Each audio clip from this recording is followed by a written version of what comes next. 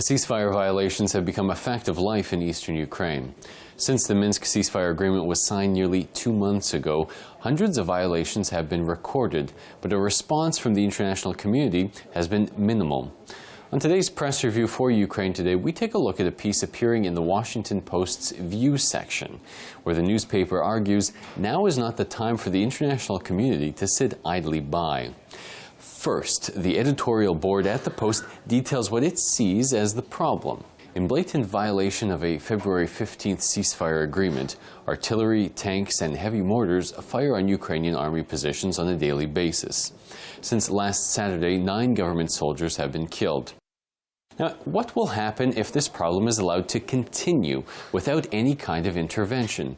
The Post writes that the West's non-response only makes it more likely that the Russian-backed offensive will escalate.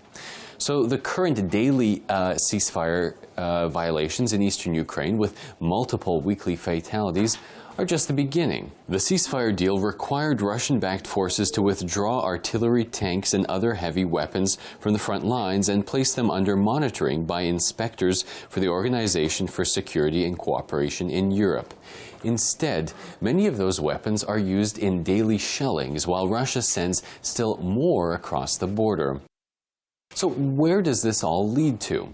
The Post quotes experts that believe a Russian-backed offensive is imminent against the strategic port city of Mariupol.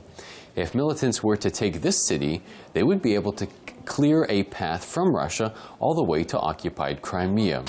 The Post advocates for the U.S. to send Ukraine military hardware. As it stands, Ukrainian forces could use the material now to save the lives of soldiers being picked off by incessant Russian shelling. Yet President Obama continues to overrule senior officials who support arms deliveries, like European Union leaders. He's ignoring the brazen ceasefire violations. U.S. and European officials say they will act if Russia actually attacks Mariupol. By remaining passive now, they make that offensive more likely. That's all from us here this week at Ukraine Today. Join us again on Monday for another press review from our newsroom in Kyiv.